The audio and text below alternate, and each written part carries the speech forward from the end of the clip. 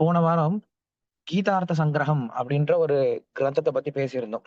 அதாவது பகவத்கீதைக்கு நாம் எப்படி 18 நாள்ல 18 அத்தியாயம் கத்துக்கணும் அப்படின்னு சொல்லிட்டு ஆஹ் பகவத்தினுடைய சுருக்கத்தை நம்ம தெரிஞ்சுக்கிறோமோ, அதே போல யமுனாச்சாரியார் அப்படின்ற ஒரு ஆச்சாரியர் ஆள வந்தார் அப்படின்றவர் என்ன பண்ணியிருக்காருன்னா, முதல்ல இந்த பகவத்கீதைக்கு ஒரு சம்மரி ஸ்டடி கொடுத்திருக்காரு. அதுக்கு பேர் தான் கீதார்த்த சங்கிரகம். அதுல என்ன பண்ணியிருக்காரு அப்படின்னா, மொத்த பகவத்கீதையும் அவர் சுருக்கமான ஸ்லோகத்தினால விளக்கி இருக்கார். அதுல நாம போன வகுப்புல முதல் ஸ்லோகம் மட்டும் பார்த்திருந்தோம். முதல் ஸ்லோகத்துல மொத்த பகவத்கீதையுடைய சாரம் என்ன அப்படிங்கிற விஷயத்த பத்தி பார்த்திருந்தோம். ஞாபகம் இருக்குன்னு நினைக்கிறேன். ஞாபகம் இருந்துச்சு அப்படின்னா ஹேண்ட் ரைஸ் பண்ணலாம். நீங்க யாருக்கெல்லாம் ஞாபகம் இருக்கோ, நம்ம பேசின விஷயம் ஞாபகம் இருக்கும். நம்ம என்ன சொல்லியிருந்தோம் அப்படின்னா, ஸ்வதர்ம ஞான வைராக்கிய சாத்திய பக்தியவ கோச்சரக நாராயண பரபிரம்ம கீதா சாஸ்திரே சமேரிதா அப்படின்ற ஸ்லோகத்துல இருந்து பேசியிருந்தோம். யாருமே ஹேண்ட் ரைஸ் பண்ணவே இல்லை. யாருக்கு ஞாபகம் இல்லையா என்ன? மறந்துட்டீங்களா? இதனால ஏதாவது இப்போ நீங்க நோட்டு போட்டு எழுதிட்டே இருக்கணும். இல்லைன்னா நம்ம பேசுற விஷயம் எல்லாமே மறந்து போயிடும். நம்ம முக்கியமான விஷயம் பேசுறோம், முக்கியமான விஷயம் சொல்லி கொடுக்குறோம். அதனால என்னைக்குமே நீங்க இத நோட் பண்ணி வச்சுட்டே வந்துருங்க. ஓகே, 2 பேரு கை தூக்கி இருக்காங்க, ஆனந்திராஜனும் குமரேசனும். மற்றவங்க என்ன பண்றீங்கன்னு தெரியல. அடுத்த கிளாஸ் நான் செக் பண்றேன் மறுபடியும் எத்தனை பேர் ஞாபகம் இருக்குன்னு சொல்லிட்டு. ஏன்னா நம்ம எல்லாருமே கஷ்டப்பட்டு காலையில உட்காந்து சான் பண்றோம், காலையிலேயே வகுப்பெல்லாம் கேட்கிறோம். ஸோ அது பிரயோஜனமா இருக்கணும் அப்படின்னா நீங்க எழுதி வச்சுக்கோங்க முடிஞ்ச வரைக்கும். சரி, தேங்க்யூ. இப்ப அந்த ஸ்லோகத்துல அவர் சொன்ன விஷயம் என்ன அப்படின்னா, பகவத்கீதையில சொல்லப்பட்ட விஷயம் என்னது, பகவத்கீதையுடைய சாரமான விஷயம் என்னது அப்படின்னா, நாராயண பரபிரம்ம, சாத்திய நாராயண பரபிரம்ம அப்படின்னு சொல்லி சொன்னார். அந்த நாராயணனை அடைவது, அந்த நாராயணன் யாரு? முழுமுதற் கடவுள் அப்படின்னு சொல்லி சொன்னார். முழுமுதற் கடவுளாகிய அந்த நாராயணனை அடைவதே பகவத்கீதையினுடைய சாரமான விஷயம் அப்படின்னு சொல்லி சொன்னார்.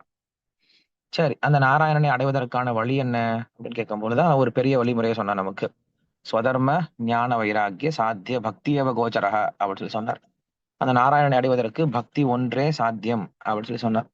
கிருஷ்ணர் பகவத்கீதையில சொல்றாரு, பக்தியா மாம் அபிஜானாதி பக்தியா ஏகயா கிரகீதயா அப்படின்னு சொல்லிட்டு பல ஸ்லோகங்களால நான் பக்தியினால மட்டுமே அறியப்பட வேண்டியவன் அப்படின்னு சொல்லி சொல்றார்.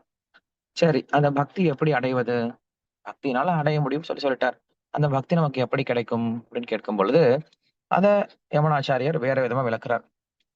எப்படி விளக்குறாரு அப்படின்னா, ஒருவனுக்கு விதிக்கப்பட்ட ஸ்வதர்மத்தை செய்து கொண்டே, ஸ்வதர்ம அந்த ஸ்வதர்மத்தை ஞானத்தோடு செய்து கொண்டே, ஞான வைராக்கிய அந்த ஞானத்தோடு செய்யக்கூடிய ஸ்வதர்மத்தினால அவனுக்கு வைராக்கியம் அப்படின்றது பிறந்து, அதனால பக்தி ஏற்பட்டு, அந்த பக்தியினால அவன் பகவானை அடைகிறான் அப்படின்ற விஷயத்த சொன்னார். இதுதான் பகவத்கீதையுடைய சாரமான விஷயம் அப்படின்னு சொல்லி சொன்னார். உண்மையும் கூட. ஏன்னா அர்ஜுனன் அர்ஜுனனுக்கு கிருஷ்ணர் சொன்ன விஷயம் இதான், உனக்கு விதிக்கப்பட்ட கடமை நீ பண்ணுப்பா, ஆனா ஞானத்தோட பண்ணு, துரியோதனை போல பண்ணாத. துரியோதனும் கடமையை பண்ண, ஆனா நான் ஞானம் இல்லாம பண்ண, பற்றுதலோட பண்ண. ஆனா நீ உன்னுடைய கடமையை பண்ணு, ஞானத்தோட பண்ணு. இதனால பற்றின்மை வரும். அந்த பற்றின்மையினால வைராக்கியம் ஏற்பட்டு, அந்த வைராக்கியத்தினால பக்தி ஏற்பட்டு, அதுவே என்னை அடைவதற்கான வழிமுறையாக இருக்கும் அப்படின்னு சொல்லி சொன்னார். ஆனா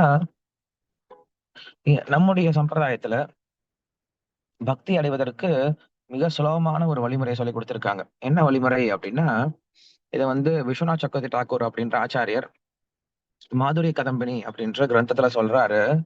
ஒருவனுக்கு பக்தி எப்படி கிடைக்குது அப்படின்னா, ஒரு பக்தனோட இதயத்திலிருந்து இன்னொருத்தனுக்கு பக்தி பிறக்குதுன்னு சொல்லி சொல்றாரு.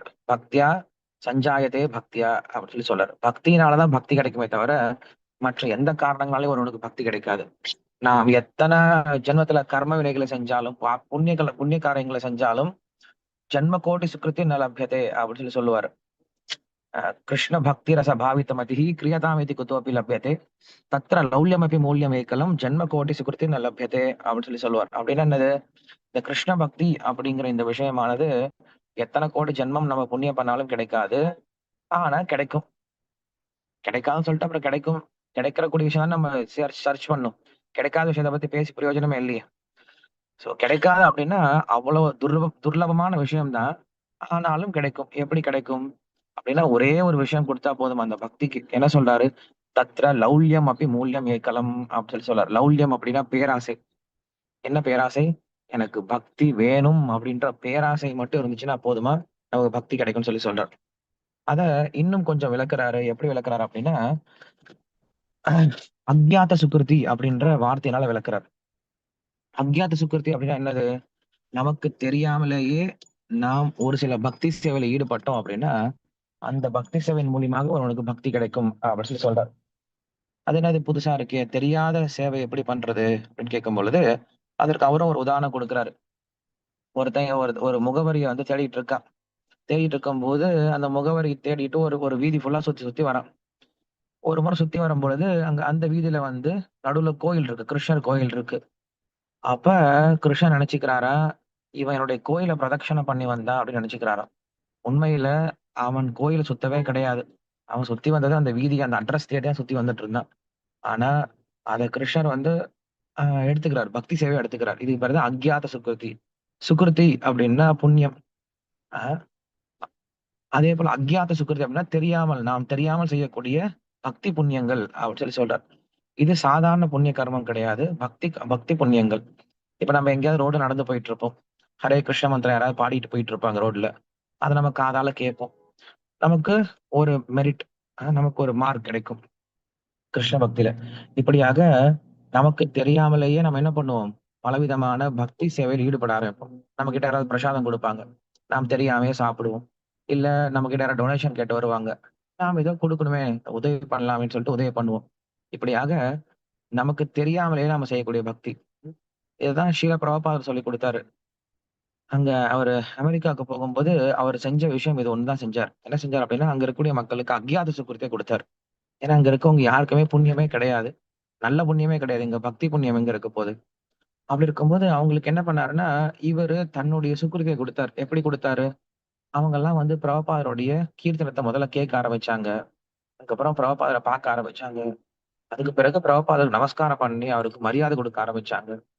அதுக்கப்புறம் பிரபுபாதருக்கு சின்ன சின்ன சேவை எல்லாம் பண்ண ஆரம்பிச்சாங்க. அவங்களுக்கு கிருஷ்ணன்னா யாருன்னு தெரியாது. பக்தினா என்னன்னு தெரியாது. பட் ஏதோ ஒரு வகையில அவங்க என்ன பண்ணாங்க? பக்தி சேவையில ஈடுபட ஆரம்பிச்சுட்டாங்க. தனக்கு தெரியாமலேயே. இதான் அக்ஞாத சுகிருத்தின்னு சொல்லி சொல்றோம். இப்படிப்பட்ட சுகிருதி செய்ய செய்ய என்ன ஆகுது அப்படின்னா, அவங்களுக்கு கிருஷ்ணர் இந்த கிருஷ்ண பக்தி அப்படிங்கிற ஒரு விதைய குடுக்க ஆரம்பிக்கிறார் அப்படின்னு சொல்லி சொல்றார். இப்படிதான் நாம சொல்றோம் பக்தி கிடைக்கும் அப்படின்னு சொல்லிட்டு. இது ரொம்ப எளிமையான வழிமுறை. இதனால தான் நாம என்ன பண்றோம்னா, முடிஞ்ச வரைக்கும் நெறைய பக்தி சேவையில மக்கள ஈடுபடுத்துறதுக்கு பலவிதமான செயல்பாடுகள் ஈடுபடுறோம். ரோட்ல பாடிக்கிட்டு போறோம். அப்ப மக்கள் என்ன பண்றாங்க? இத காதால கேட்கறாங்க. பிரசாத விநியோகம் பண்றோம். அத மக்கள் என்ன பண்றாங்க? வாங்கி சாப்பிடுறாங்க. இப்படியாக நாம் என்ன பண்றோம்னா, மக்களுக்கு இந்த அக்ஞாத சுக்கிரத்தை குடுக்க முயற்சி பண்றோம். ஸ்ரீல பிரபுபாத் சொல்லுவாரு, "we should give a chance to people to develop devotional சர்வீஸ்ன்னு" சொல்லி சொல்லுவாரு. எல்லாருக்கும் ஒரு வாய்ப்பு குடுங்க. எல்லாருக்கும் இந்த கிருஷ்ண பக்தி இருக்கு. எல்லாருக்கும் ஒரு வாய்ப்பு குடுத்தீங்க அப்படின்னா, அவனுக்கு போதுமான புண்ணியம் கிடைச்சிருச்சுன்னு வச்சுக்கோங்களேன். அதுக்கப்புறம் அவன் அந்த புண்ணிய கர்மத்தினாலேயே அவனுக்கு பக்தி கிடைக்கும் அப்படிங்கிறது தான் விஷயம். இந்த விஷயத்த தான் வந்து நமக்கு விஸ்வநாத் சக்கரவர்த்தி தாக்கூர் சொல்றாரு.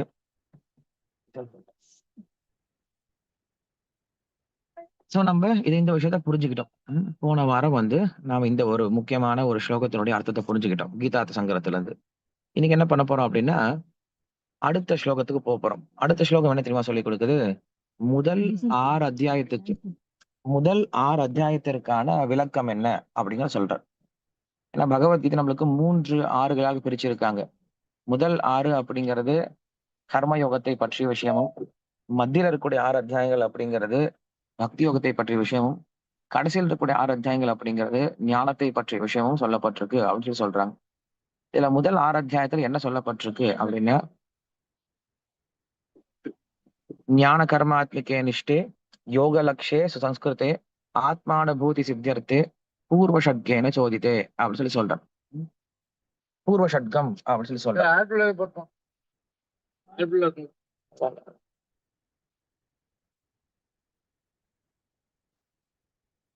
ஓகே. சோ பூர்வ ஷட்கம் அப்படின்னு சொல்லி சொல்றார். பூர்வ ஷட்கம்னா என்னது? முதல் 6 அத்தியாயங்கள். முதல் 6 அத்தியாயங்கள்ல பேசப்பட்ட விஷயம் என்ன அப்படின்னு சொல்லி சொல்றார். ஞான கர்மாத்மிகே நிஷ்டே யோக லக்ஷ்யே சம்ஸ்கிருதே ஆத்மானுபூதி சித்தியர்த்தே பூர்வ ஷட்கேன சோதித்தே. முதல் 6 அத்தியாயங்கள்ல ஆத்மானுபூதி சித்தியர்த்தே. ஆத்மானுபூதி அப்படின்னா ஆத்மாவை உணர்வதற்காக பேசப்பட்ட அத்தியாயங்கள் முதல் 6 அத்தியாயங்கள். இத நல்லா புரிஞ்சுக்கணும். முதல் 6 அத்தியாயத்துல கிருஷ்ணர் ஆத்மாவை ஒருவன் எவ்வாறு உணர்வது அப்படிங்கிற விஷயத்த பேசுறாராம். ஓகேவா? சரி. இந்த ஆத்மாவை உணர்வதற்கு என்ன செய்யறாரு அப்படின்னா, ஞான கர்மாத்மிகே ம் ஞான கர்ம. சோ ஞானத்தோடு கூடிய கர்மத்தினால ஞான கர்மாத்மிகே நிஷ்டே ஆத்மிகே நிஷ்டே. ஒருவன் ஆத்மாவை உணர வேண்டும் அப்படின்ற எண்ணத்தோட தன்னுடைய கர்மத்தை ஞானத்தோடு செய்யும் பொழுது, என்னது? ஒருவன் ஆத்மாவை உணர வேண்டும் அப்படின்ற குறிக்கோளோட தன்னுடைய விதிக்கப்பட்ட கடமையை ஞானத்தோடு செய்யும் பொழுது அப்படின்னு சொல்றார். சோ நல்லா புரிஞ்சுக்கணும். இந்த உலகத்துல மக்கள் தன்னுடைய கர்மத்தை செய்வதற்கான காரணம் இந்த உலகத்தை அனுபவிக்கணும் அப்படின்னு சொல்லிட்டு. ஆனா ஒரு கர்மயோகி என்ன பண்றான் அப்படின்னா, அவனும் தன்னுடைய கர்மத்த பண்றான், தன்னுடைய குடும்பத்த பார்த்துக்கிறான், தன்னுடைய பிசினஸ பண்றான், எல்லாம் பண்றான். ஆனா இதற்கு முன்ன ஓகே. ஆனா இதற்கு முன்னாடி அவன் பண்ண கர்மம் அப்படிங்கிறது அனுபவிக்கணும் அப்படின்னு சொல்லிட்டு. இப்ப தான் செய்யக்கூடிய எல்லா கர்மங்களும் ஆத்மாவை உணரணும், ஆன்மீகத்துல முன்னேறணும் அப்படின்ற ஒரே ஒரு எண்ணத்துல செய்ய ஆரம்பிக்கிறான். சோ நம்ம குறிக்கோள் மட்டும் தான் சேஞ்ச் ஆகுது. இங்க நம்ம குறிக்கோள் சேஞ்ச் ஆகுது தவிர, செயல்பாடுகள் சேஞ்ச் ஆகுறது கிடையாது. சோ ஞான கர்மாத்மிகே நிஷ்டே. யோக லக்ஷ்யே. யோக லக்ஷ்ய அப்படின்னா இங்க ஆத்மா உணருது. இல்லையா? யோக லக்ஷ்யே சுசம்ஸ்கிருதே. ம். ஆத்மானுபூதி. ஆத்மானுபூதி அப்படின்னா, ஆத்மாவே உணர்ந்த நிலை. ஆத்மாவ தெரிஞ்சுக்கிட்டா மட்டும் பத்தாது. ஆத்மா உணர ஆரம்பிக்கணும். இல்லையா? நம்ம எல்லாருக்கும் தெரியும். ஆத்மான்னு தெரியும். இல்லையா? நம்ம எல்லாரும் பகவத்கீதை கிளாஸ் கேட்டிருக்கோம். சோ பகவத்கீதை கிளாஸ்ல நம்மளுக்கு என்ன சொல்லிக் குடுத்திருக்காங்க? நாம எல்லாரும் உடல் அல்ல, ஆத்மான்னு சொல்லிக் குடுத்திருக்காங்க. ஆனா, இத நம்ம என்ன பண்றோம்? தெரிஞ்சுக்கிட்டோம். இத உணரணும் இல்லையா? அதான் ரொம்ப கஷ்டம். சோ அந்த உணர்தல் எப்படி கொண்டு வர்றது? அப்படிங்கிற விஷயம் தான் சொல்றாரு. இந்த முதல் 6 அத்தியாயத்துல அப்படின்னு சொல்றார். அப்ப இந்த முதல் 6 அத்தியாயத்துல ஒருவன் ஆத்மாவை உணர்வதற்கான வழி என்ன? அப்படின்ற விஷயத்த சொல்லிக் குடுக்குறார். சோ முதல் 6 அத்தியாயத்துல நீங்க வேற விஷயத்த தேடாதீங்க. முதல் 6 அத்தியாயம் அப்படிங்கிறது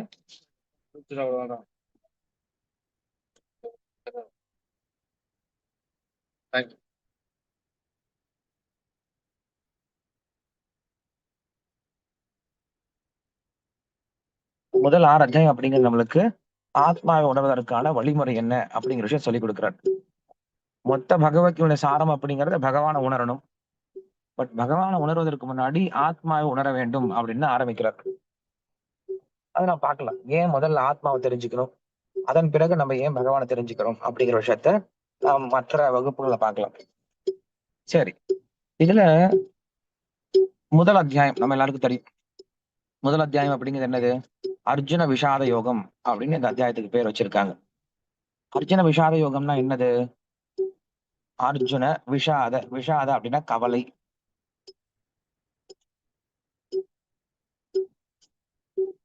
சோ யோகம் அப்படின்னா வழி. ம்.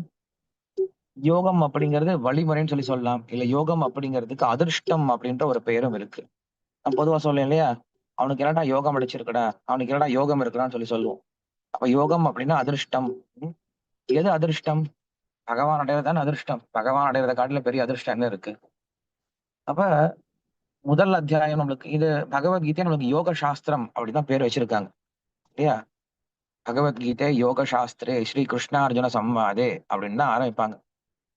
அப்ப பகவத்கீதைக்கு ஏன் தெரியுமா யோக சாஸ்திரம் பேர் வச்சிருக்காங்க? ஏன்னா பகவத்கீதை நமக்கு பெரிய அதிர்ஷ்டத்தை பெற்றுக் கொடுக்க போகுது. என்ன அதிர்ஷ்டத்தை பெற்றுக் கொடுக்க போகுது? கிருஷ்ணரை பெற்றுக் கொடுக்க போகுது.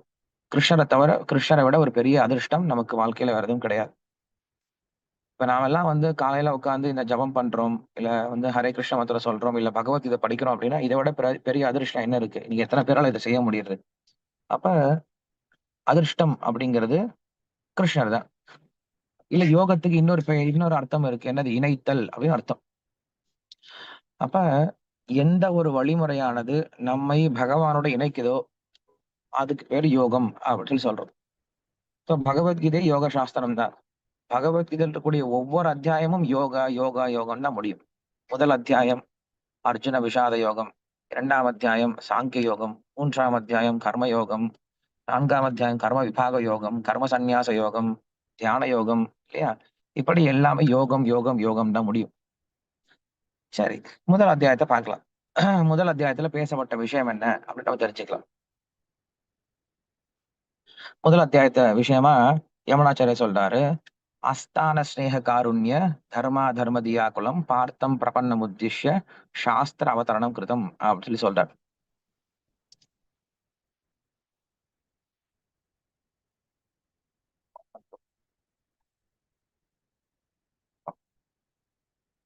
இதுல முதல் அத்தியாயத்தோட விஷயமா அதை சொல்றாரு.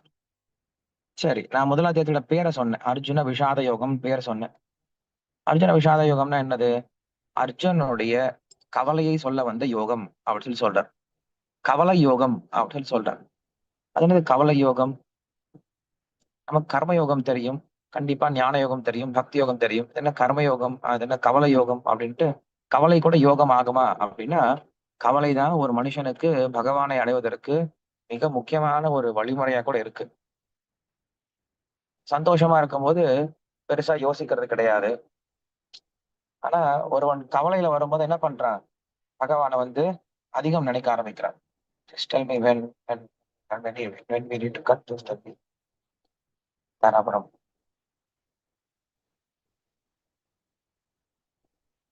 What is it?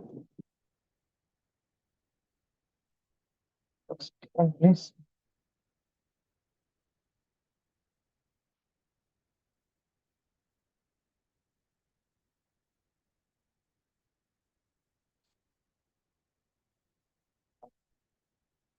அப்ப நம்ம பரீட்சித் மகாராஜனோட உதாரணத்தை பார்க்க முடியும் பாகவத்துல.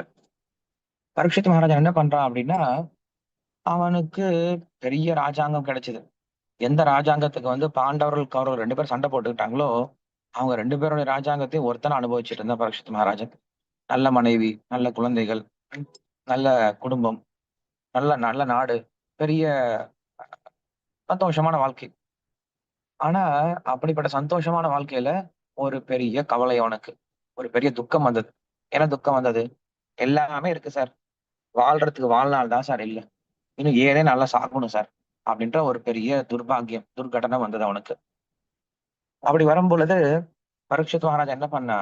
இனிமேல் நம்மளுக்கு இந்த வாழ்க்கை வேண்டாம், பௌதிக வாழ்க்கை வேண்டாம்னு சொல்லிட்டு எல்லாத்தையும் என்ன பண்றான்? துறந்துட்டு அவன் கங்கை கரையில போய் உட்காந்து என்ன பண்றான்? ஒருவன் இறக்கக்கூடிய தருவாயில எதை பற்றி கேட்கணும், எதை பற்றி நினைக்கணும் அப்படின்ற கேள்வி கேட்டு பாகவத்தை கேட்டு என்ன பண்ணான்? மோட்சம் அடைஞ்சான். அப்ப அவன் கூட பாகவதத்தை கேட்பதற்கு கவலை அப்படின்றது ஒரு பெரிய காரணமா இருந்திருக்கு. இதனாலதான் சாஸ்திரம் சொல்லுது, பரீட்ச லோகான் கர்மச்சிதான் நிருவேதமாதாய அப்படின்னு சொல்லி சொல்லுது.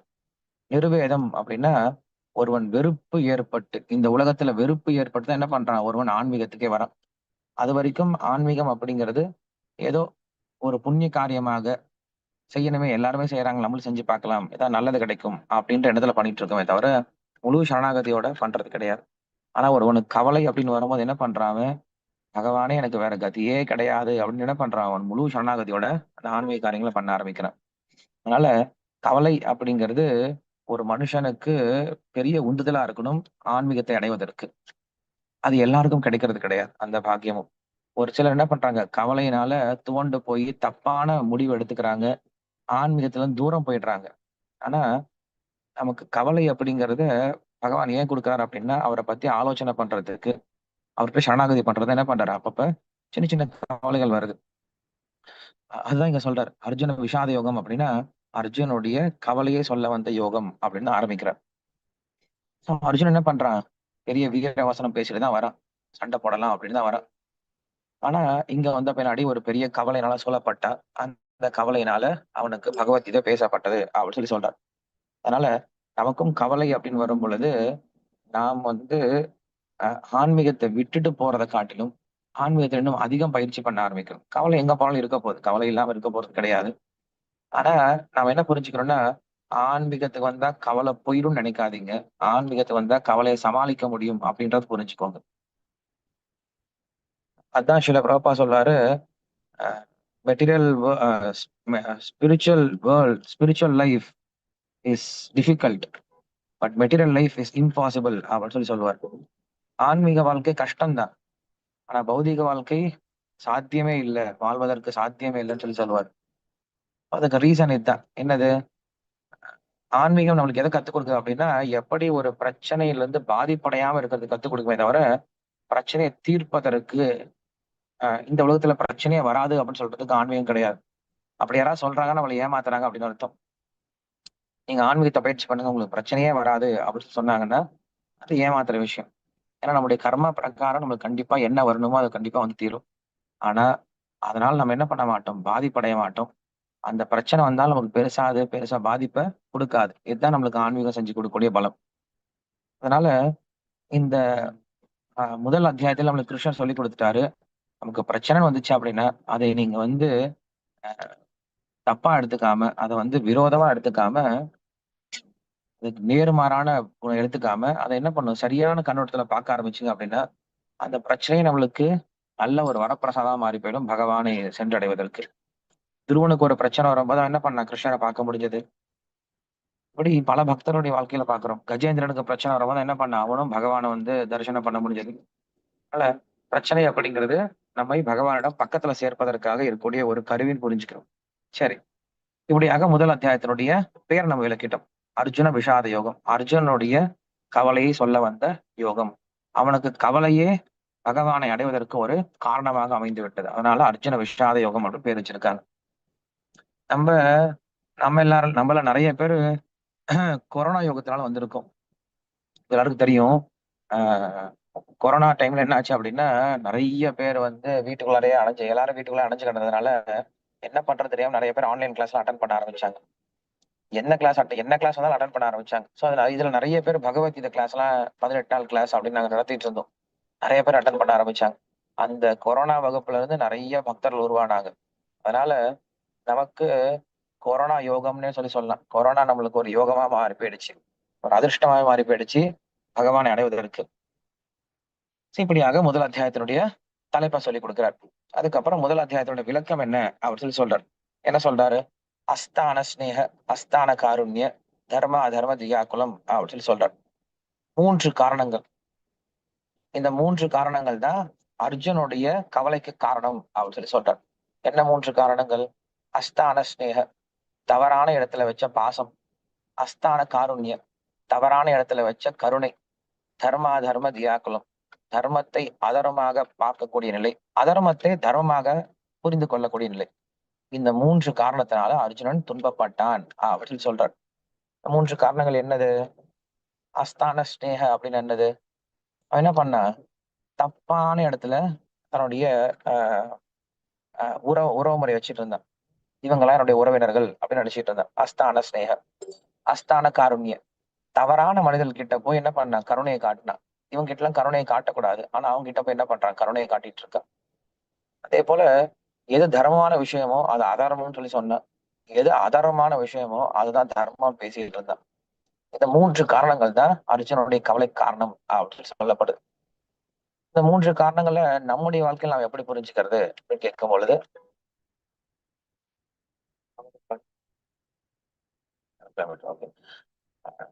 அஸ்தான ஸ்நேகம் அப்படிங்கிறது பற்றுதல். அஸ்தான காருண்ய அப்படிங்கிறது அறியாமை. அப்புறம் தர்மாதர்ம தியாகுலம் அப்படிங்கிறது குழப்பம். இந்த 3 காரணங்கள் தான் எல்லாருடைய பிரச்சனை காரணம் அப்படின்னு நம்ம தெரிஞ்சுக்கலாம். என்னன்றது முதல் விஷயம் பற்றுதல், அறியாமை, குழப்பம். இந்த மூணையும் நீங்க பாத்துக்கலாம். நமக்கு எந்த பிரச்சனை வந்தாலும் எல்லா பிரச்சனையும் இந்த 3 விஷயத்துக்கு கீழே தான் வரும். ஒண்ணு, நமக்கு தேவையில்லாத பற்றுதலால பிரச்சனை வரலாம். இல்ல அறியாமைனால பிரச்சனை வரலாம். இல்ல குழப்பத்தினால பிரச்சனை வரலாம். சோ இந்த 3 பிரச்சனையை நீங்க ஃபர்ஸ்ட் தெரிஞ்சுக்கிட்டீங்க அப்படின்னா இந்த பிரச்சனைக்கான சொல்யூஷன் நீங்க கண்டுபிடிச்சிடலாம். இந்த பிரச்சனை என்னன்னு தெரியாதனால நம்மளால நிறைய பேருக்கு சொல்யூஷன் கண்டுபிடிக்க ரொம்ப கஷ்டமா இருக்கு. அதனால கிருஷ்ணன் என்ன பண்ணிட்டாரு, பிரிச்சு கொடுத்துட்டாரு. ஒருத்தனுக்கு பிரச்சனை வந்துச்சுன்னா இதுக்கு 3 தான்ப்பா காரணமா இருக்கும். இந்த 3 நீங்க என்ன பண்ணுங்க, அட்ரஸ் பண்ணீங்கன்னா போதும்னு சொல்றாரு. சோ கிருஷ்ணன் என்ன பண்ண போற, இந்த 3 விஷயத்த பத்தி பகவத்கீதை முழுவதும் பேச போறார். இதுதான் வந்து முதல் அத்தியாயத்தோட விஷயம். என்னது, ஒரு மனிதன் கவலைப்படுவதற்கான 3 காரணங்கள் என்ன அப்படின்னு முடிக்கிறார். என்ன 3 காரணங்கள்? ஒன்று பற்றுதல், 2வது அறியாமை, 3வது குழப்பம். இந்த 3 காரணங்களால ஒருவன் துன்பப்படுகிறான் அப்படின்னு சொல்லிட்டார். சொல்லி முடிச்சுட்டு பகவத்கீதை ஆரம்பிக்கிறார். எப்படி ஆரம்பிக்கிறாரு அப்படின்னா, பகவத்கீதை திருதராஷ்டிர உவாச்ச அப்படின்ற வார்த்தையில இருந்து ஆரம்பிக்குது. பொதுவா எந்த சாஸ்திரத்தை நம்ம எழுதினாலும் சப்தத்தோடயோ இல்ல ஸ்ரீ அப்படின்ற சப்தத்தினோடயோ ஆரம்பிக்கிறது வழக்கம். சாஸ்திரம் எப்பயும் அப்படிதான் ஆரம்பிக்கும். நமக்கு வேதாந்த சூத்திரம் அப்படிங்கிற அதாதோ பிரம்ம ஜிக்ஞாசா அப்படின்னு சப்தத்தினால அகாரத்தினால ஆரம்பிக்குது. அதே போல ராமாயணம் அப்படின்னாலும் தபஸ்வாத்தியாய நிரதம் அப்படின்னு ஆரம்பிக்குது. இல்ல மகாபாரதம் அப்படின்னாலும் ஓம் நமோ பகவதே வாசுதேவாய அப்படின்னு ஆரம்பிக்குது. ஸ்ரீமத் பாகவதம் ஓம் நமோ பகவதே வாசுதேவாயன்னு ஆரம்பிக்குது. இப்படி நீங்க எந்த சாஸ்திரத்தை எடுத்தாலும் ஒரு மங்களகரமான சப்தத்தோட தான் ஆரம்பிக்கும். அப்படி இருக்கும்போது பகவத்கீதை மட்டும் ஏன் திருதராஷ்டிர வாச்சன் ஆரம்பிக்குது? ஆரம்பத்துல திருதராஷ்டிரோட பேர் ஏன் சொல்ல வர்றாங்க? டைரக்டாவே ஸ்ரீ கிருஷ்ண வாச்ச இல்ல ஸ்ரீ பகவான வாச்ச அப்படின்னு ஆரம்பிச்சிருக்கலாமே. நம்மளுக்கு விஷ்ணு சாசனம் எப்படி ஆரம்பிக்குது? ஸ்ரீ வைஷம்பாயன வாச்ச அப்படின்னு ஆரம்பிக்குது. வைஷம்பாயனர் கூற ஆரம்பித்தார். வைஷம்பாயனர் பக்தர் இல்லையா? அவர் சொன்ன நல்ல விஷயம்தான். அது வியாசதேவர், வியாசரோட சிஷ்யர், அவரோட பேரை சொல்லலாம். திருதராஷ்டிரனுடைய பேரை ஏன் சொல்லணும்? அவன் அவ்வளவு ஒண்ணு நல்ல ஆள் கிடையாது. திருதராஷ்டிரோட பேர் ஏன் சொன்னாங்க? யாருக்கா தெரியுமா? திருதராஷ்டிரனுடைய பேர் ஏன் முதல்ல சொல்லியிருக்காங்க பகவத்கீதையில அப்படின்னு சொல்லிட்டு? தெரிஞ்சவங்க ஹேண்ட் ரைஸ் பண்ணுங்க பார்க்கலாம். திருதராஷ்டிரனுடைய பெயர் ஏன் முன்னாடி சொல்லப்பட்டிருக்கு பகவத்கீதையில? சுந்தர பாண்டியன். சுந்தர பாண்டியன் அன்மியூட் பண்ணுங்க.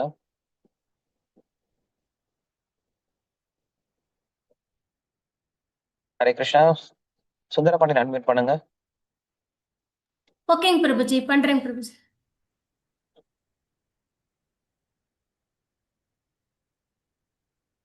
ஹரே கிருஷ்ணன் பிரபு. ஹரே கிருஷ்ணா. ஹரே கிருஷ்ணா. நாமளும் பற்றுதல் அறியாமை குழப்பத்துல இருக்கோம், அதனால அங்க அதுல இருந்து ஆரம்பிச்சாங்க பிரபு. இல்ல திருதராஷ்டிரன்ற பேர் ஏன் கொண்டு வந்தாங்கன்னு நான் கேக்குறேன். திருதராஷ்டிரன் மாதிரி நாமளும் பற்றுதல் அறியாமை குழப்பத்துல இருக்கோம். திருதராஷ்டிரன் எப்படிப்பட்ட பற்றுதல் அறியாமை குழப்பத்தில் இருந்தா?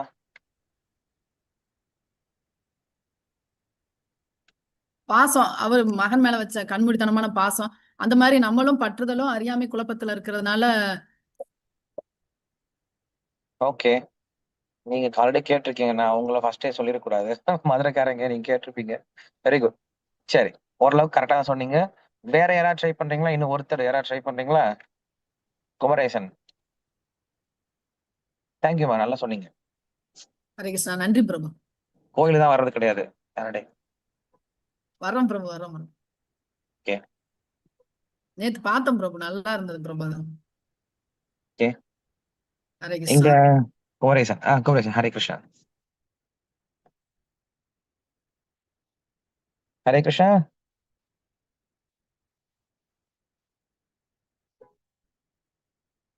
நீங்க அன்மியூட் பண்ணிட்டு பேசணும் குமரேசன் சார். கேட்கலையே எனக்கு எதுவும். இருக்காருங்க பிரபுஜி. கேட்கலையே. குமரேசன் பிரபு, ஹரே கிருஷ்ணா. நீங்க பேசலாம் பிரபு. இல்ல, அவர் இயர்போன்ஸ்ல வச்சு பேசினாலும் கேட்கலன்னு நினைக்கிறேன். மைக் சரியா கேட்கல. ஆமாங்க பிரபுஜி.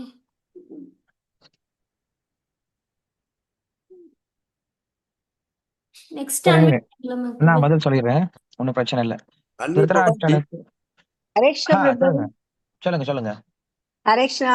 திருதராஷ்டிரர் மகன் மேல பற்று பாசல் இருந்தாலும் அவருக்கு பாண்டவர்கள் மீது ஒரு பொறாமையினால அந்த மகாபாரதமே ஃபர்ஸ்ட் பேசப்பட்ட காரணமே, மகாபாரதத்தின் காரணமே அதுதான்.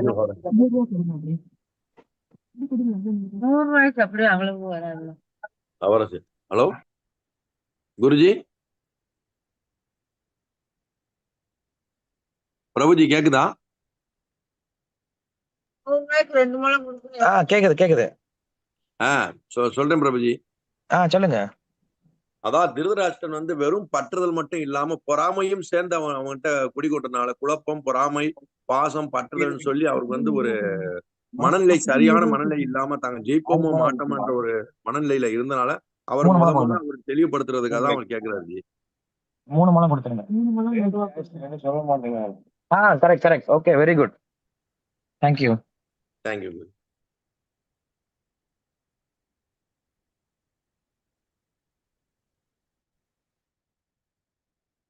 Okay, Hare Krishna. Thank you. So திருதராஷ்டிரனுக்கு 2 முக்கியமான குணங்கள் சொல்லப்படுது மகாபாரதத்துல.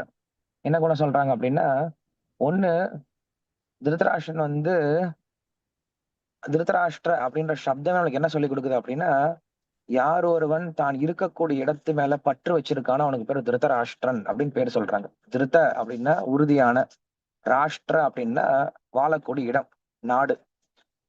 யார் ஒருவன் தான் வாழக்கூடிய நாட்டு மேல அவ்வளவு பற்றுதல் வச்சிருக்கானோ அவனுக்கு பேரு திருதராஷ்டிரன் அப்படின்னு பேர் வைக்கிறாரு. இப்ப இங்க நாடு அப்படிங்கிறது நம்முடைய உடலையும் குறிக்கும். அப்ப யார் ஒருவன் தான் வாழக்கூடிய உடம்பு மேல அவ்வளவு பற்றுதல் வச்சிருக்கானோ அவங்கள திருதராஷ்டிரர்கள் அப்படின்னு சொல்லலாம்னு சொல்றாங்க. அடுத்த குணம் என்ன அப்படின்னா, திருதராஷ்டிரன் வந்து பிறவினாலே குருடன். குருடனா இருந்தாலுமே கூட அவங்க பையன் மேல அவனுக்கு அவ்வளவு பற்றுதல். அந்த பற்றுதல் எதை காட்டுது அப்படின்னா, நாமும் என்ன பண்றோம், உண்மையில சொல்ல போனோம் அப்படின்னா, திருதராஷ்டிரன் தன்னுடைய பையனை பார்த்ததே கிடையாதுன்னு வச்சுக்கோங்களேன். அவன் வந்து துரியோதனை பார்த்ததே கிடையாது. துரியோதனை எப்படி இருப்பான்னு கூட தெரியாது. அவன் வெள்ளையா இருப்பானா, கருப்பா இருப்பானா, ஹைட்டா இருப்பானா, குள்ளமா இருப்பானா, ஒல்லியா இருப்பானா, குண்டா இருப்பானா, எதுவுமே தெரியாது. ஆனா பார்க்காத ஒரு துரியோதனன் மேல திருதராஷ்டிரனுக்கு ஈர்ப்பு. எப்படி? வெறும் காதால கேட்டே ஈர்ப்பு. துரியோதனன் அப்படின்ற பேரை கேட்டாவே அவனுக்கு ரொம்ப சந்தோஷம் ஆயிடுமா. என்னுடைய மகன் துரியோதனன் அப்படின்னு சொல்லிட்டு ரொம்ப சந்தோஷப்படுவானா. உண்மையில சொல்ல போனோம் அப்படின்னா, அந்த துரியோதனன் மற்றும் எல்லா கௌரவர்கள் 100 பேரை பிறந்ததுக்கு அப்புறம் அந்த துரியோதனன் வந்து ஒரு நரிய போல ஊழ விட ஆரம்பிச்சான பிறந்தத உடனே. அப்பயே பார்த்து சொன்னார், விதுரர் சொன்னாரு, அண்ணா இந்த ஒரே ஒரு பையனை மட்டும் நீ விட்டுரு. இந்த ஒரு பையனை நீ கொண்டு போட்டுட்ட அப்படின்னா மத்த 99 மிஞ்சிரும். இந்த ஒரு பையன் இருந்தானா மத்த 100 பேரும் சாக வேண்டியதுதான் அப்படின்னு அப்பயே சொன்னாரு. ஆனா என்னமோ தெரியல, அவனுக்கு அந்த பையன் மேல அவ்வளவு பற்று வந்துருச்சு. பார்க்காத பையன் மேல வெறும் காதால அவனுடைய பேரை கேட்டே பற்றுதலை ஏற்படுத்திக்கிட்டான். இது திருதராஷ்டிரனுடைய அடுத்த ஒரு முக்கியமான குணம். இது எதை காட்டுது அப்படின்னா, நமக்கு இந்த உலகத்தில் இருக்கக்கூடிய சுகத்தை காட்டுது. உம் பிரகலாத மகாராஜத்தை கேட்கும் பொழுது, இந்த உலகத்துல சந்தோஷம் எங்கப்பா இருக்குன்னு கேட்கும்போது, ஆஹ் குத்ராட்ச ஸ்ருதி சுகாக மிருகதிருஷ்ண ரூபாகன்னு சொல்றார். எங்க இருக்கு சந்தோஷம் அப்படிங்கிறது? காதுல தான் இருக்கு. ஸ்ருதி சுகாக அப்படின்னு சொல்ற. ஸ்ருதி சுகாகனா காதுல கேள்விப்பட்டிருக்கோம் சந்தோஷம் இருக்குன்னு சொல்லிட்டு. நான் வாழ்க்கையில என்ன பண்றோம், இங்க சந்தோஷம் இருக்கு, அங்க சந்தோஷம் இருக்கு, இது செஞ்சா சந்தோஷம், அதை செஞ்சா சந்தோஷம், என்ன பண்றோம் எல்லாருமே காதுல கேள்விப்பட்டிருக்கோம். பட் சந்தோஷத்தை யாரும் இது வரைக்கும் பார்த்தது கிடையாது. சோ பார்க்காத அந்த சந்தோஷத்தை நம்ம என்ன பண்றோம், வெறும் காதாலேயே கேட்டு அது மேல பற்றுதல் வளர்த்துக்கிறோம் இல்லையா, அதுதான் திருதராஷ்டிரன். சோ அதை போல 2 குணங்களை பத்தி பேசியிருக்கோம் இப்ப நம்ம. ஒன்று, இருக்கக்கூடிய உடல் மேல பற்று வச்சிருக்கக்கூடியவன் திருதராஷ்டிரன். 2வது, தான் காதால கேட்டு பார்க்காத அந்த சந்தோஷத்து மேல பற்று வச்சிருக்கோம் இல்லையா, அந்த சந்தோஷத்தை அனுபவிக்க நினைக்கிறோம் இல்லையா, இது 2வது குணம் அப்படின்னு சொல்றாரு.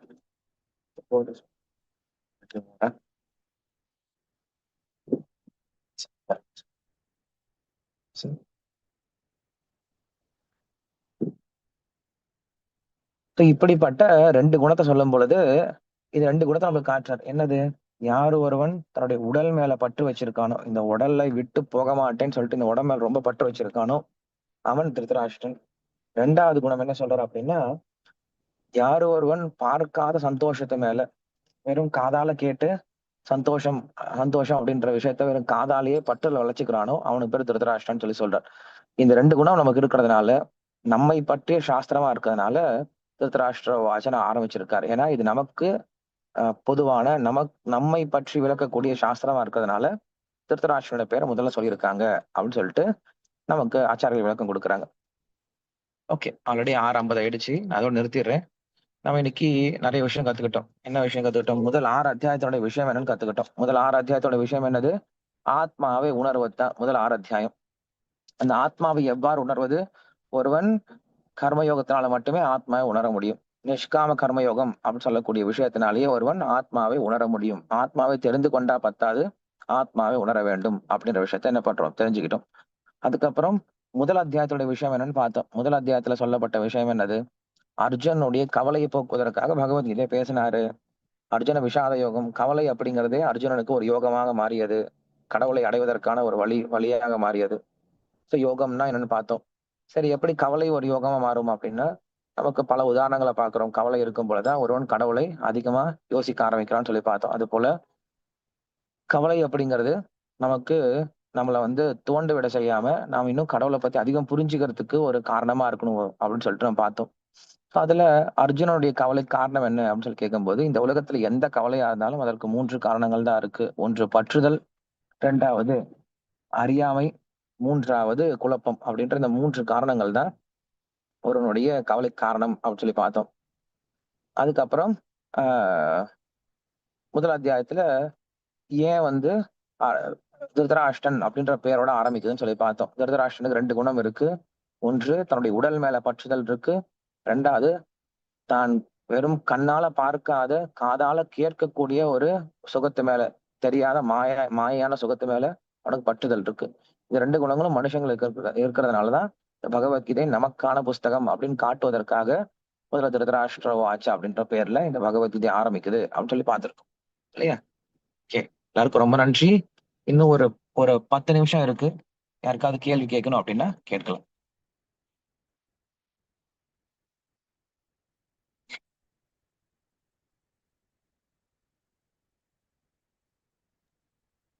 நான் குருஜி பேசின கேட்டுச்சா எல்லாருக்குமே? குருஜி கேக்குதா? கேக்குது, சொல்லுங்க. நம்ம 18 அத்தியாயமும் சுருக்கமா வந்து நம்ம ஆளவந்தார் வந்து சொல்லியிருக்காருன்னு சொன்னீங்க இல்லையா? அந்த ஸ்லோகங்கள்லாம் தனியா கொடுக்க முடியுமா ஜி? நீங்க நெட்ல சர்ச் பண்ணி எடுத்துக்கலாம். இல்ல அது 2 வருது குருஜி, அதுக்கப்புறம் வர மாட்டேங்குது குருஜி. இல்ல எல்லாமே இருக்கும், பிடிஎஃபாவே இருக்கு. பட் எதுக்கும் அது என்ன விளக்கம் அஸ்தான சிநேக இருக்கு. அஸ்தான காருண்ய தர்ம தர்மாதியாக்குலம் பார்த்தம் பிரபன்னம் உத்தேஷ சாஸ்திர அவதரணம் கிருதம் இது வருது. நெக்ஸ்ட் அதே மாதிரி ஒண்ணு கஷ்டமா வந்தது, எப்படியோ பார்த்துட்டேன், இதை எடுத்துட்டேன். சாங்கிய யோகம்னு சொல்லி 2வது இது எடுத்துட்டேன். அப்புறம் 18 என்ன பண்ணோம்னா, அது என்ன பண்ணும் அப்படின்னா, நம்ம இந்த மாதிரி கேட்டாதான் புரியும். தனித்தனியா நம்ம ஸ்லோகத்தை படிச்சா மட்டும் அது விளக்கம் புரியாது. இல்ல நீங்க சொல்றது வந்து கேட்கிறேன், கேட்டுதான் இது பண்றேன். இருந்தாலும் அது 2 தான் வருது, அதுக்கப்புறம் சரியா வர மாட்டேங்குது. இல்ல இருக்கு, பிடிஎஃப்ல இருக்கு.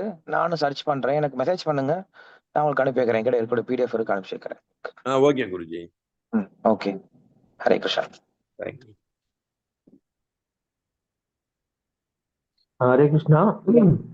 ஹரே கிருஷ்ணா. குருஜி, இப்ப நீங்க ஆக்சுவலா நீங்க விஷ்ணு சஹஸ்ரநாம மீனிங் தானே ஜி ஒரு எடுத்துட்டு இருந்தீங்க? ஆமா, விஷ்ணு நான் சொல்லிட்டு இருந்தேன். இன்னைக்கு நான் டிராவலிங்ல இருக்கேன் நானு. சோ நான் புக்கு கொண்டு வர பேச முடியாது இப்ப புக்கை வச்சு. அதனால சரி பகவத்கீதையும் பேசலாமே. ஏன்னா பகவத்கீதை நம்ம கேட்டிருக்கோம், நிறைய பகவத்கீதை தெரிஞ்சுக்க விஷயம் நிறைய இருக்கு. அதனால அதுல இருக்கக்கூடிய விஷயத்த சொல்லி கொடுத்துட்டு இருக்கோம். பிரமாதம். குருஜி, நீங்க சேலையூர் வந்திருந்தீங்களா? எங்க? சேலையூர் வந்திருந்தீங்களா? போனோம். ஆமா ஆமா, சேலையூர் அங்க ரத யாத்திரைக்கு வந்திருந்தேன். நீங்களா? எனக்கு ஒரு டவுட் எனக்கு. நீங்க வந்திருந்தீங்களா அங்க? ரொம்ப இனிமையா இருந்தது குருஜி பாட்டுலாம்.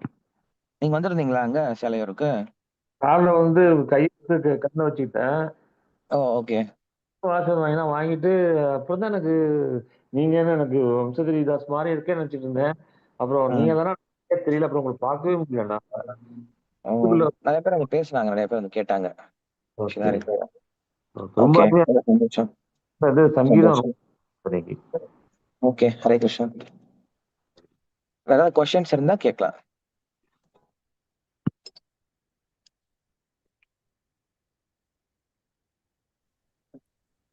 வணக்கம் பிரபுஜி. ஹரே கிருஷ்ணா. ஹரே கிருஷ்ணா பிரபுஜி. சொல்லுங்க. இருக்குல்ல பிரபுஜி, அது சான்ஸ்கிரிட்ல நம்ம பாக்குறோம் கேக்குறோம். அதுவே வந்து தமிழ்ல வந்து யூடியூப்ல ஓடிட்டு இருக்கு பிரபுஜி. அதுவும் நம்ம கேட்டுக்கலாமா, படிச்சுக்கலாமா? என்னது? விஷ்ணு சகஸ்ரநாமம் தமிழ்ல ஓடிட்டு இருக்குன்னா என்னது? வெறும் ஸ்லோகமா? ஸ்லோகம் இல்ல, மீனிங்கோட போயிட்டு இருக்கு பிரபுஜி. படிக்கலாமே, தாராளமா படிக்கலாமே. Okay okay. மீனிங் படிக்கணும், மீனிங்க்கு விளக்கமும் இருக்கு. ஏன்னா மீனிங் வெறும் விஷ்ணு அப்படின்னா உள்ளே நுழைபவர் அப்படின்னு இருக்கும், அனுப்பிரவேசம் செய்பவர் அப்படின்னு இருக்கும். அனுப்பிரவேசம்னா என்னது, அணுனா என்னது, அது எப்படி பிரவேசம் பண்றாரு, அதோட முக்கியத்துவம் என்ன அப்படிங்கறத உங்களுக்கு ஆச்சாரியர்கள் வந்து விளக்கத்துல கொடுப்பாங்க, வியாக்கியானத்துல கொடுப்பாங்க. ஓகே ஓகே பிரபுஜி, நீங்க ரொம்ப சொல்லி தரீங்க பிரபுஜி. காலையில கேட்டுட்டு தான் நாங்க கிச்சன்ல வேலை பார்த்துட்டு இருப்போம். நீங்க பேசுறதை கேட்டுட்டு தான் நாங்க வந்து சமைச்சுக்கிட்டு இருக்கிறது. ரொம்ப எந்த ஊர்ல இருக்கீங்க? காரைக்கால் பிரபுஜி. காரைக்கால். ஓகே ஓகே ஓகேமா, தேங்க்யூ. ஹரே கிருஷ்ணா. ஹரே கிருஷ்ணா. ஹலோ, ஹரே கிருஷ்ணா. நமஸ்காரம். ஆஹ் இந்த நா தழும்பேற நாமம் சொல்றது அப்படின்னு சொல்றாள்ல, நான் நான் தழும்பேற நாமம் சொல்லணும் அப்படின்னுட்டு, ஆஹ் அப்படின்னா என்ன? நான் தழுதலுக்கு நான் தழும்பேற அப்படின்னா நம்ம சொல்லக்கூடிய மந்திரத்தினால நம்ம உடல் மெய்சில் இருக்கணும் அப்படிங்கறத அதோட அர்த்தம். அது வந்து செயற்கையா நம்ம செய்யக்கூடாது, அது இயற்கையா ஏற்படணும். அதாவது இது வந்து பக்தி பாவம் அஷ்ட விகாரம் சொல்லி சொல்லுவாங்க. நமக்கு இந்த ஹரே கிருஷ்ண மந்திரத்தை சொல்ல சொல்ல பக்தி அதிகமாகும் பொழுது அந்த ஆஹ் பாவங்கள்லாம் ஏற்படுமா, அதெல்லாம் நமக்கு இப்ப கிடைக்காது. அது வந்து ரொம்ப ஹையஸ்ட் ஸ்டேஜில் தான் கிடைக்கும். நாம இப்ப செய்ய வேண்டியது ஹரே கிருஷ்ண மந்திரத்தை சொல்லும் போது காதால கேட்டா மட்டும் போதும். அது ஒன்றா நம்ம செய்ய முடியும். அது நம்ம புரிஞ்சுப்போம், அந்த பாவங்களை நம்ம புரிஞ்சுப்போம் நமக்கு வரும் பொழுது. நமக்கு இப்ப அந்த பாவம் எல்லாம் வராது, நமக்கு டைம் இருக்கு.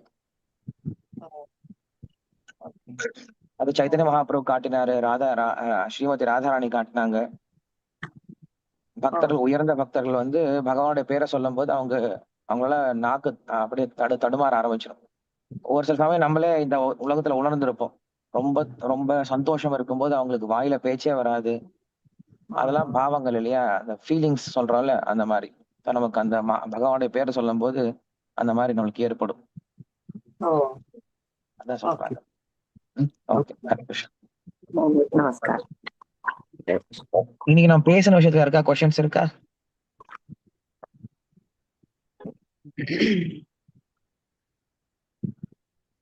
ஹரே கிருஷ்ணா. ஹரே கிருஷ்ணா பிரபுஜி. ஹரே கிருஷ்ணா. பிரபுஜி வணக்கம். பிரபுஜி வணக்கம், சொல்லுங்கம்மா. இந்த யோகம் இணைத்தல்னு இருக்குங்களா ஜி, அந்த இணைத்தல்ங்கிறது வந்து இன்னொரு தடவை நீங்க சொன்னீங்கன்னா பரவாயில்ல. இணைதல் யோகா இணைதல். யுஜ்யதே இது யோகா அப்படின்னு சொல்லி சொல்றாரு. இப்ப நாம் ஆத்மா, கிருஷ்ணர் பரமாத்மா. சோ இந்த ஆத்மா பரமாத்மாவை இணைக்கக்கூடிய வழிமுறை தான் என்ன சொல்றோம், யோகம் சொல்லி சொல்றோம். நாம் இப்ப நம்முடைய கனெக்ஷனை பிரிஞ்சு இருக்கோம். நம்மளுடைய உண்மையான தொடர்புல இருந்து பிரிஞ்சிருக்கோம்னு சொல்லி சொல்ல முடியாது. நாம் கிருஷ்ணர் எப்பயும் பிரிஞ்சு இருக்க முடியாது. மறந்த நிலைன்னு சொல்லி சொல்லலாம். சோ மறந்த நிலையை நம்மளுக்கு ஞாபகப்படுத்தக்கூடியதான் என்ன சொல்றோம், யோகா அப்படின்னு சொல்லி சொல்றோம். சோ பலவிதமான யோகங்கள் இருக்கு. நாம் பகவானோட மறுபடியும் நம்மளை இணைச்சிக் கொள்வதற்கு பலவிதமான யோகங்கள் இருக்கு. கர்ம யோகம்னு இருக்கு, ஞான யோகம்னு இருக்கு, பக்தி யோகம் இருக்கு இல்லையா. யோகம் அப்படின்னா எந்த ஒரு வழியினால நாம் பகவானோட இணையறமோ அந்த வழிமுறைக்கு பேர் யோகம். ஒரு சிலர் தன்னுடைய கர்மத்தினாலேயே, தான் செய்யக்கூடிய செயல்பாடுகளாலேயே பகவானை இணைச்சிப்பாங்க. ஒரு சிலர் சாஸ்திரங்களாலேயே படிக்கிறதுனால பகவானோட இணைவாங்க. ஒரு சிலர் தியானத்தினால பகவானோட இணைவாங்க. நாம் பக்தி சேவையினால பகவானோட இணைகிறோம். இப்படி பலவிதமான வழிமுறைகள் இருக்கு. ஆனா இந்த கலியுகத்திற்கும் சரி, எந்த யுகத்திற்கும் சரி, ரொம்ப எளிமையான வழிமுறை அப்படிங்கிறது பக்தி யோகம். பக்தி யோகம் அப்படிங்கிறது ஆத்மாவுக்கு இயல்பான விஷயம். பக்தி யோகம் அப்படின்னா சிரவணம், கீர்த்தனம், விஷ்ணு ஸ்மரணம், இப்படி இந்த 9 விதமான பக்தி செயல்பாடுகள் ஈடுபடுறது பக்தி யோகம். நாம தினசரி இந்த ஹரே கிருஷ்ண மாத்திரை சொல்றோம் இல்லையா, இதனால நம்ம என்ன பண்றோம், தினமும் கிருஷ்ணரோட தொடர்புக்கு வரும். இதுதான் யோகம் அப்படின்னு சொல்றோம். சரிங்க குருஜி. அப்புறம் இன்னொரு இது சகஸ்ரநாமம் வந்து காலையில நான் சொல்லிட்டு இருந்தேன் குருஜி, ஒரு 5 to 5:30 அந்த மாதிரி. இப்ப என்னால அதை ஃபாலோ பண்ண முடியல. திரும்ப நம்ம மறுபடியும் சாயந்தரத்துல சொல்லலாங்களா, எப்படி? தாராளமா சொல்லலாம். சகஸ்ரநாமம் எப்ப வேணா சொல்லலாம், அதுக்கு எந்த கட்டுப்பாடெல்லாம் கிடையாது.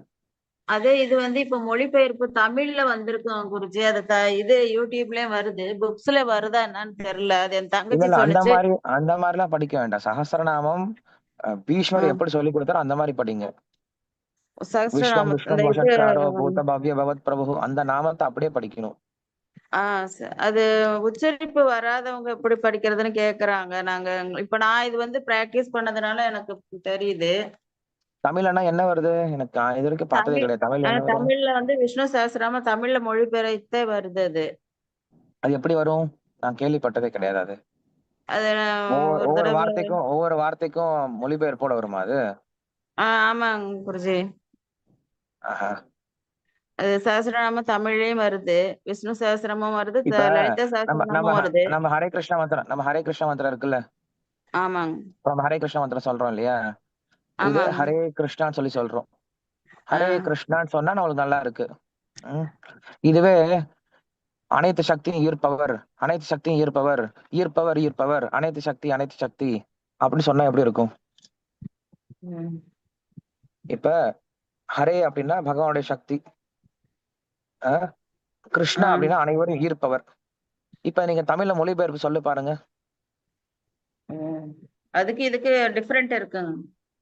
இல்ல நான் சொல்றேனே, நான் தான் இப்ப சொன்னேனே உங்களுக்கு, ஹரே கிருஷ்ணா கிருஷ்ண ஹரே கிருஷ்ண கிருஷ்ணா ஹரே ஹரே. அது ஒரு இந்த இன்பமா மந்திரம் இருக்கு. சொல்றதுக்கு எப்படி?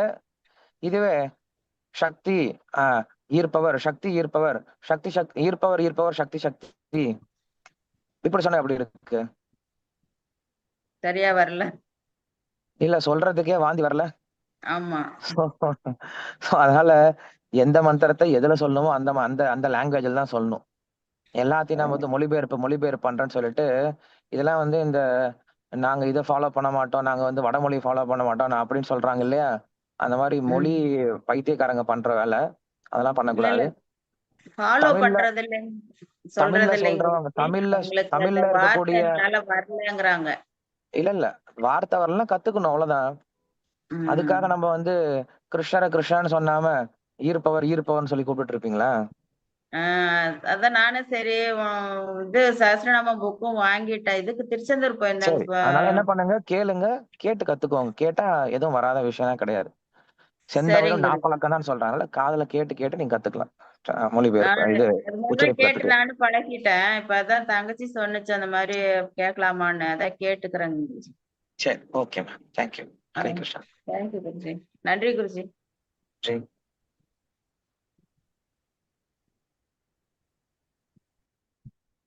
ஓகே, ஸோ டைம் ஆயிடுச்சு. மறுபடியும் நம்ம அடுத்த வாரம் பார்க்கலாம் ப்ரோக்ராமுக்கு. ஸ்ரீமத் பகவத்கீதா கி ஜெய், ஸ்ரீல பிரபுபாத கி ஜெய்.